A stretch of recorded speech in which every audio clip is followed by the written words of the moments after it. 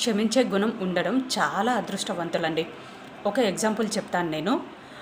మీరు ఒక 4 డేస్ పాటు మీరు ఎటు వెళ్ళినా కొన్ని ఆలుగడ్డలు కవర్లో తీసుకొని ఎటు వెళ్ళినా తీసుకెళ్ళండి. అవి ఒక వారం రోజుల పాటు అలా మోసుకుంటూ ఉండండి.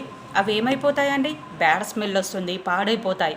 అలాగే మీకు నచ్చని పర్సన్స్ అవ్వచ్చు, శత్రువులు అవ్వచ్చు, ఎవరైనా వాళ్ళ గురించి ఆలోచించడం వల్ల మీ బ్రెయిన్ చెదలు పట్టిపోతుంది. ఆలోచించే జ్ఞానం కోల్పోతారు. వాళ్ళ గురించి ఆలోచించి మీరు ముందుగా తీసుకునే మంచి నిర్ణయాలు పై కాన్సన్ట్రేట్ చేయలేరు.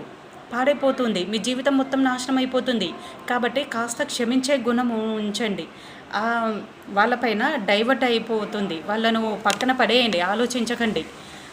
మీకు మంచి జీవితం ముందుంది.